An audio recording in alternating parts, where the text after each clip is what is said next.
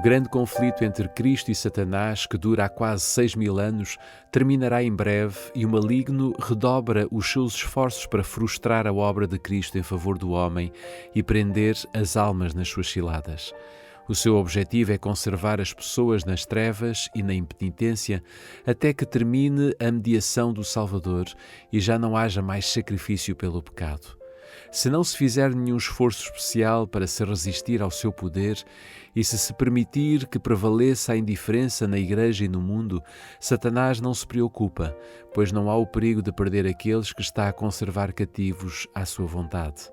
Mas quando é chamada a atenção para as coisas eternas e as pessoas perguntam: o que é necessário que eu faça para me salvar?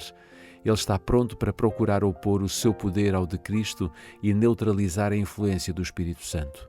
As Escrituras declaram que numa certa ocasião em que os anjos de Deus foram apresentar-se perante o Senhor, Satanás foi também entre eles. Está escrito em Jó capítulo 1, versículo 6. Não para se curvar perante o Rei Eterno, mas para favorecer os seus maldosos intentos contra os justos. Está presente com esse mesmo objetivo quando os homens se reúnem para o culto a Deus.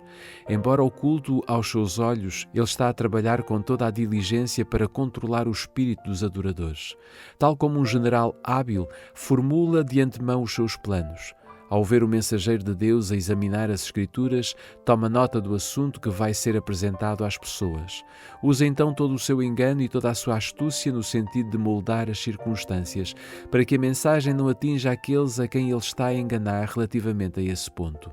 Aquele que mais necessita da advertência estará envolvido em alguma transação comercial que requer a sua presença ou de algum outro modo será impedido de ouvir as palavras que poderiam ser para ele um cheiro de vida para a vida.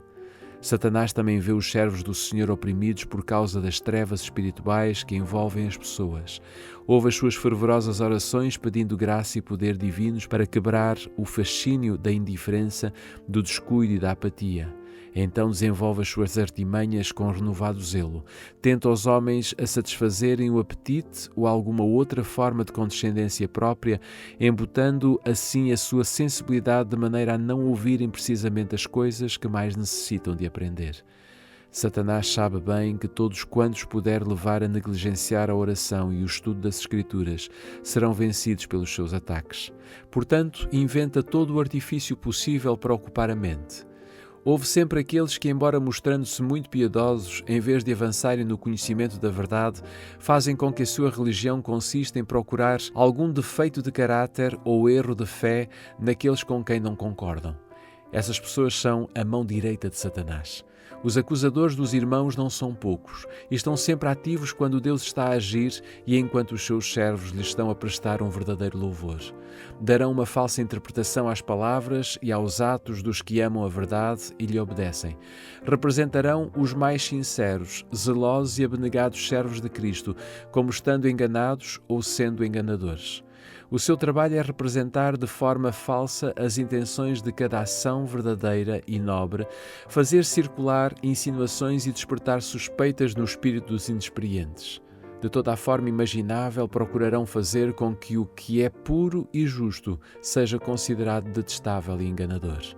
No entanto, ninguém necessita de ser enganado em relação a eles. Pode facilmente ver-se de quem são filhos, o exemplo de quem seguem e a obra de quem fazem. Pelos seus frutos os conhecereis, diz Mateus capítulo 7, versículo 16. A sua forma de agir assemelha-se à de Satanás, o odioso caluniador, o acusador dos nossos irmãos.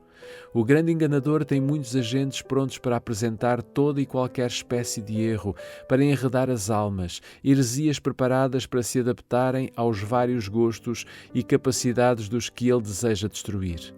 O seu plano é levar para a Igreja elementos hipócritas, não regenerados, que incentivarão a dúvida e a incredulidade, perturbando todos os que desejem ver a obra de Deus progredir e que com ela queiram avançar. Muitos dos que não têm uma verdadeira fé em Deus ou na sua palavra concordam com certos princípios da verdade e passam por cristãos e, dessa maneira, estão aptos para introduzir os seus erros como doutrinas das Escrituras. A opinião de que é indiferente daquilo em que os homens acreditam é um dos enganos com que Satanás tem mais êxito. Ele sabe que a verdade, recebida por amor, santifica aquele que a recebe. Portanto, está constantemente a procurar substituí-la por falsas teorias e fábulas ou por outro evangelho. Desde o princípio, os servos de Deus têm se oposto aos falsos mestres, não só porque estes são homens corruptos, mas também porque procuram impor falsidades que seriam fatais à alma. Elias, Jeremias, Paulo opunham-se firmemente e destemidamente aos que estavam a desviar os homens da palavra de Deus. A liberalidade que considera sem importância uma fé religiosa correta não encontrava nenhum apoio por parte daqueles santos defensores da verdade. As interpretações vagas e imaginosas das Escrituras, as muitas teorias contraditórias sobre a fé religiosa que se encontram no mundo cristão, são obra do nosso grande adversário para confundir o espírito de tal maneira que não se consiga distinguir a verdade. E a discórdia e divisão que há entre as igrejas da cristandade são em grande parte devidas ao costume que prevalece de deturpar as Escrituras para apoiar uma teoria favorita. Em vez de estudar cuidadosamente a palavra de Deus com humildade de coração, a fim de conhecer a sua vontade, muitos procuram apenas descobrir algo singular ou original.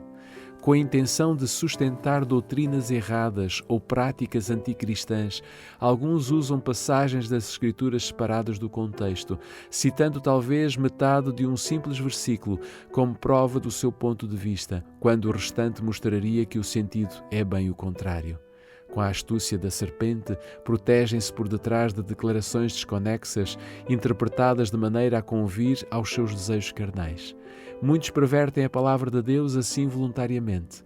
Outros, possuindo uma imaginação ativa, usam figuras e símbolos das Escrituras Sagradas, interpretando-os de acordo com a sua vontade, tendo em pouca conta o testemunho das Escrituras como o seu próprio intérprete, e então apresentam as suas fantasias como ensinos da Bíblia.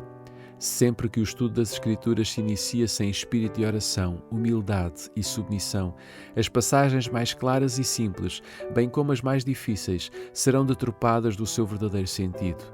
Os dirigentes papais escolhem as partes das Escrituras que melhor servem o seu propósito, interpretam-nas de modo que lhes convém e depois apresentam-nas às pessoas, ao mesmo tempo que lhes negam o privilégio de estudar a Bíblia e compreender por si mesmas as suas santas verdades. Toda a Bíblia deveria ser dada ao povo tal qual é. Seria melhor não ter nenhuma instrução bíblica do que receber os ensinos das Santas Escrituras tão grosseiramente desvirtuados. A Bíblia foi destinada a ser um guia para todos os que queiram familiarizar-se com a vontade do seu Criador. Deus deu aos homens a segura palavra da profecia. Os anjos e até mesmo o próprio Cristo vieram para tornar conhecidas a Daniel e a João as coisas que em breve deveriam acontecer. Os assuntos importantes que dizem respeito à nossa salvação não foram deixados envoltos em mistério. Não foram revelados de maneira a deixar o honesto pesquisador da verdade a ficar confuso e desviado. Disse o Senhor pelo profeta Abacuque: escreve a visão e torna-a bem legível, para que a possa ler até quem passa a correr. Abacuque capítulo 2, versículo 2. A palavra de Deus é clara para todos os que a estudam com um coração não dividido.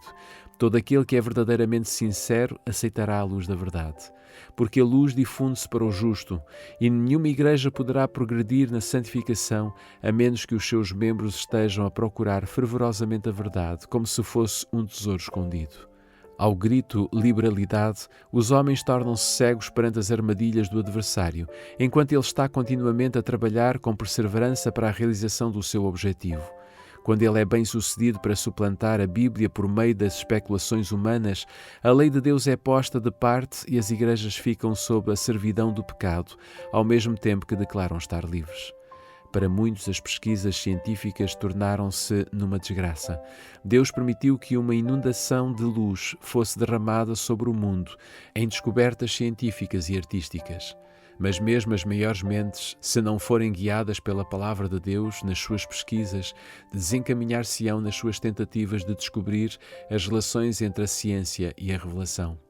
O saber humano, tanto nas coisas materiais como das espirituais, é parcial e imperfeito. Portanto, muitos são incapazes de harmonizar as suas opiniões sobre a ciência com as declarações das Escrituras.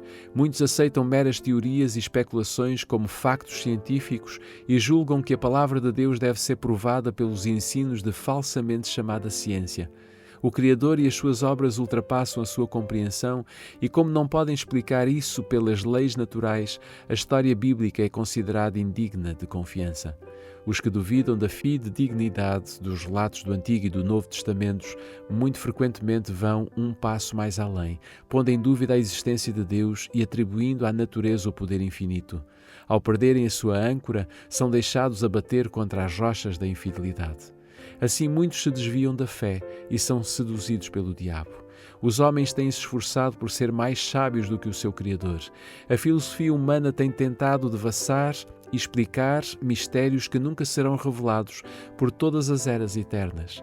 Se os homens se limitassem a pesquisar e a compreender o que Deus tornou conhecido a respeito de si mesmo e dos seus planos, obteriam uma tal perspectiva da glória, da majestade e do poder de Jeová, que se compenetrariam da sua própria pequenez, contentando-se com aquilo que foi revelado para eles mesmos e para os seus filhos.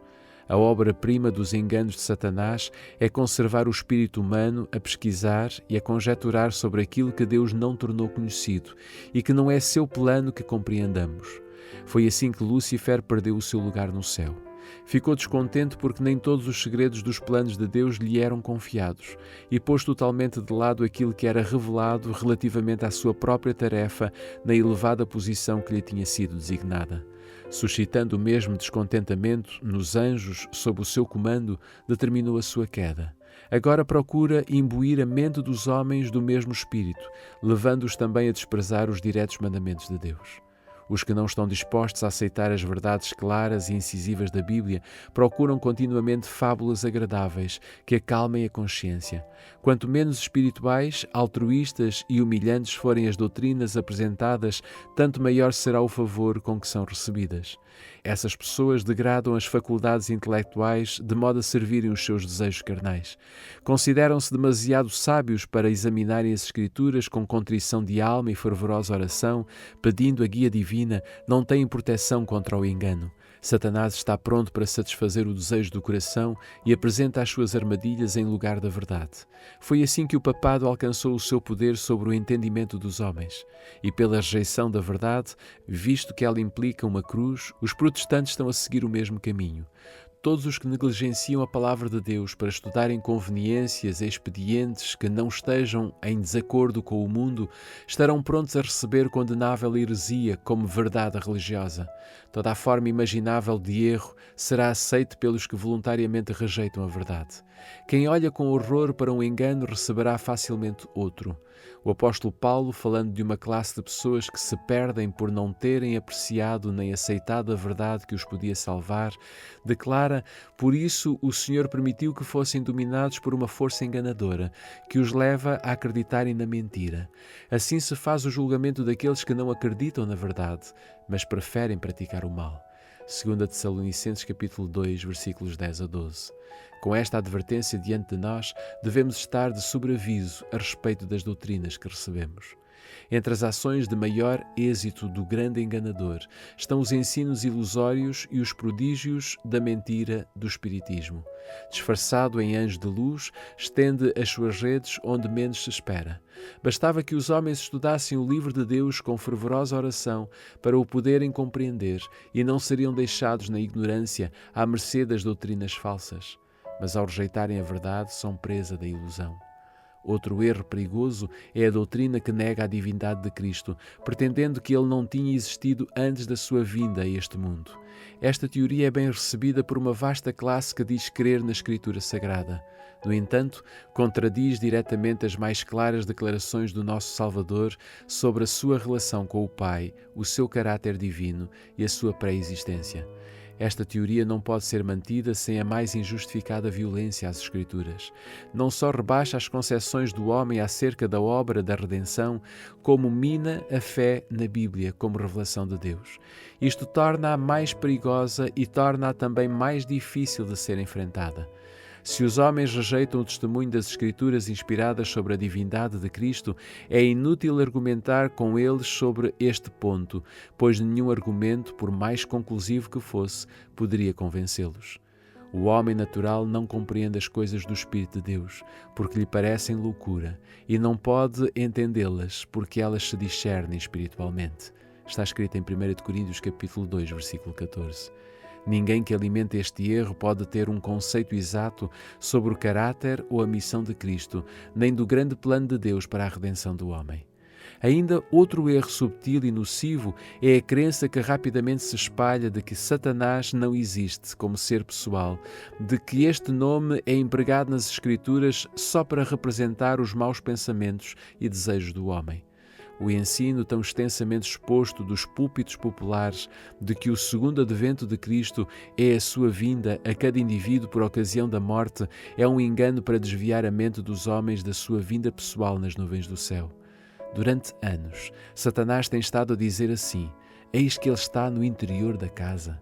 Mateus capítulo 24, versículos 23 a 26. E muitos se têm perdido por aceitarem este engano. De igual maneira, a sabedoria mundana ensina que a oração não é essencial. Homens de ciência pretendem que a oração não pode, na verdade, ser atendida, que isto seria uma violação da lei, um milagre e que os milagres não existem. O universo, dizem eles, é governado por leis fixas e o próprio Deus não faz nada contrário a essas leis. Assim representam Deus submetido às suas próprias leis, como se a operação das leis divinas pudessem excluir a liberdade divina. Este ensino opõe-se ao testemunho das Escrituras. Não foram realizados milagres por Cristo e pelos seus apóstolos? O mesmo compassivo Salvador vive hoje e está tão disposto a escutar a oração da fé como quando andava visivelmente entre os homens. O natural coopera com o sobrenatural.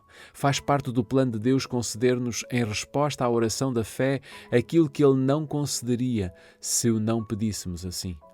São muitas as doutrinas erradas e as ideias fantasiosas que estão a ganhar terreno no seio das igrejas da cristandade. É impossível avaliar os maus resultados de remover um dos marcos que foram fixados pela palavra de Deus. Poucos dos que se arriscam a fazer isto param só com a rejeição de uma única verdade. A maioria continua a pôr de lado, um após outro, os princípios da verdade, até que se tornam efetivamente incrédulos. Os erros da teologia popular têm arrastado para o ceticismo muitos que poderiam, de outro modo, ter sido crentes nas Escrituras. Para eles é impossível aceitarem doutrinas que ofendem a sua noção de justiça, misericórdia e benevolência, e desde que elas são apresentadas como ensinos da Bíblia, recusam-se a recebê-la como a palavra de Deus. É este o objetivo de Satanás. Não há nada que ele mais deseje do que destruir a confiança em Deus e na sua palavra.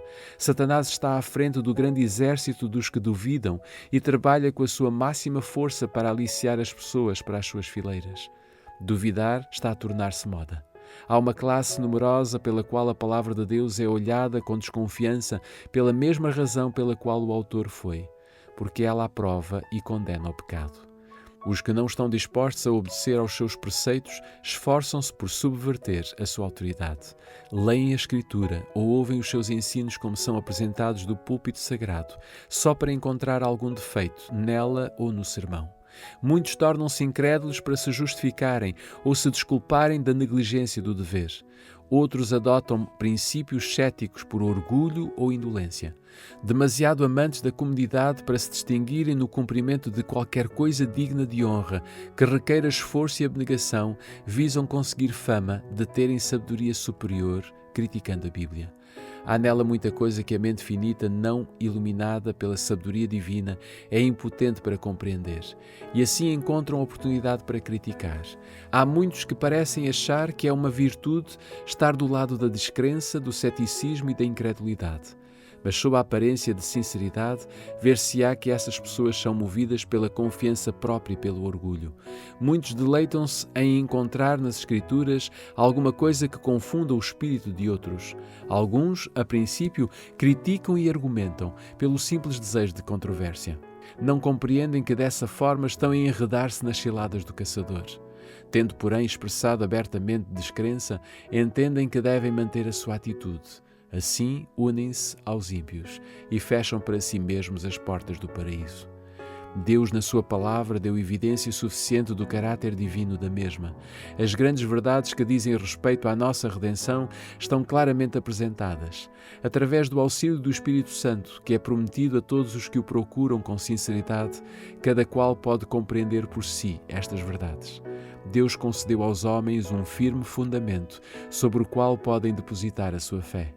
Contudo, a mente finita dos homens não está adaptada a compreender completamente os planos e os propósitos do Ser Infinito. Nunca poderemos encontrar Deus por meio de pesquisas. Não devemos tentar erguer com mãos presunçosas o véu com o qual Ele vela a Sua Majestade. O apóstolo Paulo exclama: quão insondáveis são os seus juízos e quão inescrutáveis os seus caminhos. Está escrito em Romanos capítulo 11, versículo 33. Podemos compreender a sua relação para conosco e os motivos que o movem até ao ponto em que nos é possível discernir o amor e a misericórdia ilimitados em união com o poder infinito. O nosso Pai Celestial determina tudo com sabedoria e justiça, e não devemos estar descontentes e destituídos de confiança, antes curvar-nos em submissão reverente.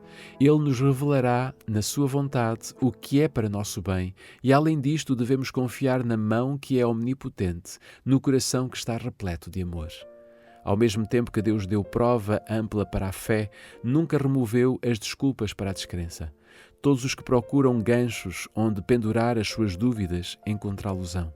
E todos os que se recusam a aceitar a palavra de Deus e a obedecer-lhe antes de serem removidas todas as objeções e não haver mais lugar para a dúvida, nunca chegarão à luz.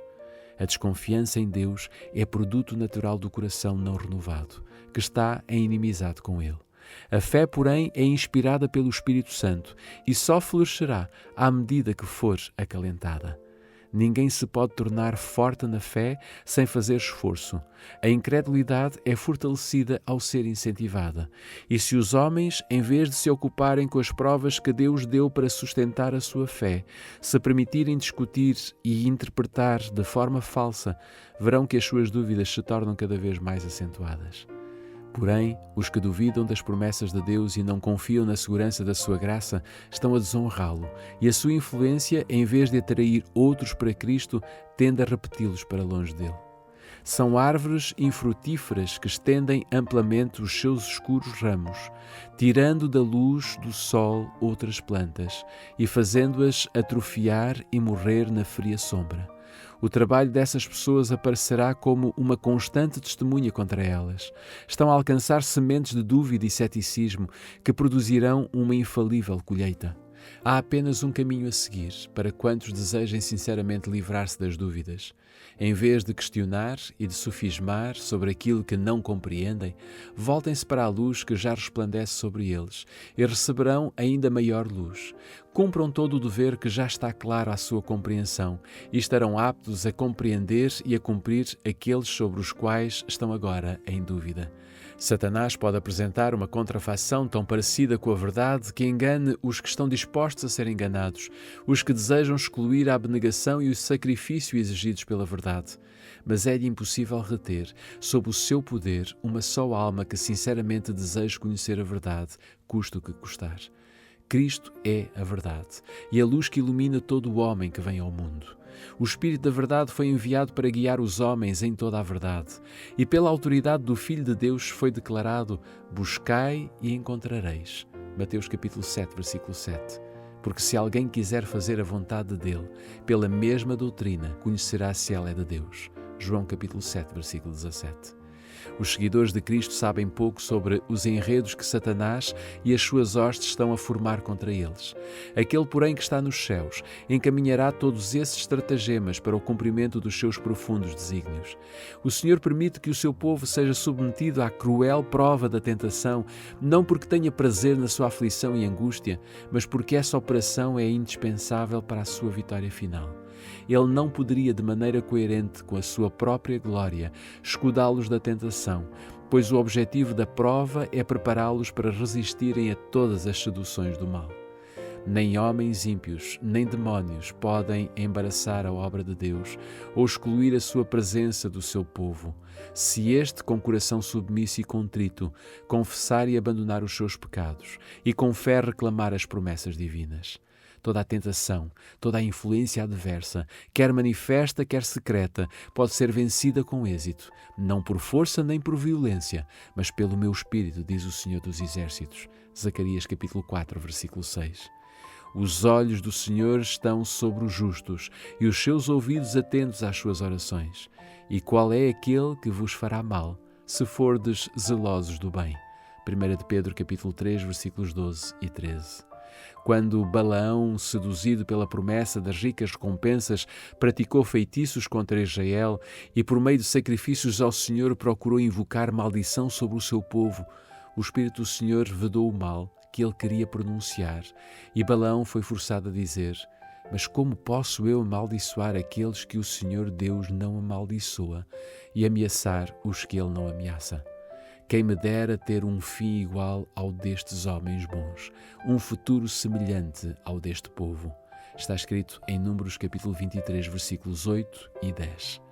Quando novamente foi oferecido o sacrifício, Balaão, o ímpio profeta, declarou: recebi ordens para abençoar. Como posso eu senão abençoar? Nenhuma desgraça apanhará os descrentes de Jacó, nenhum sofrimento atingirá o povo de Israel. O Senhor seu Deus está com ele e ele aclama-o como seu rei. Contra o povo dos israelitas não servem magias nem os conjuros. É preciso dizer agora a Israel: que maravilhas Deus fez por ti. Números capítulo 23, versículos 20, 21 e 23. Contudo, pela terceira vez foram erguidos os altares, e novamente Balaão tentou pronunciar uma maldição.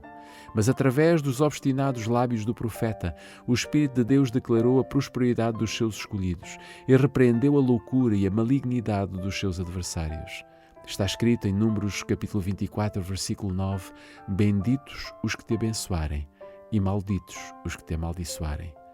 O povo de Israel, nesse tempo, era fiel a Deus, e enquanto permanecessem obedientes à sua lei, nenhum poder na terra ou no inferno poderia prevalecer contra eles. No entanto, a maldição que Balaão não teve permissão de pronunciar contra o povo de Deus conseguiu finalmente fazer cair sobre eles, seduzindo-os ao pecado. Ao transgredirem os mandamentos de Deus, separaram-se então dele, sendo deixados a sentir o poder do destruidor.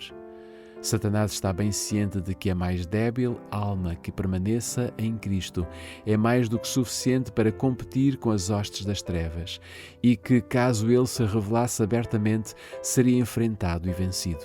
Portanto, procura retirar os soldados da cruz das suas potentes fortificações, enquanto ele está emboscado com as suas forças, pronto para destruir todos os que se arriscam a penetrar no seu terreno.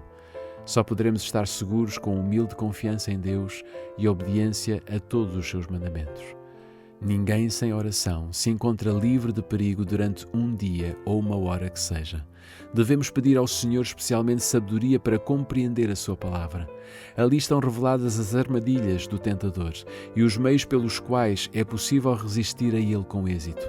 Satanás é perito em citar as Escrituras, dando a sua própria interpretação às passagens, pelas quais espera fazer-nos tropeçar. Devemos estudar a Bíblia com humildade de coração, nunca perdendo de vista a nossa dependência de Deus. Enquanto devemos constantemente guardar-nos contra as armadilhas de Satanás, devemos sempre orar com fé. Não nos deixes cair em tentação.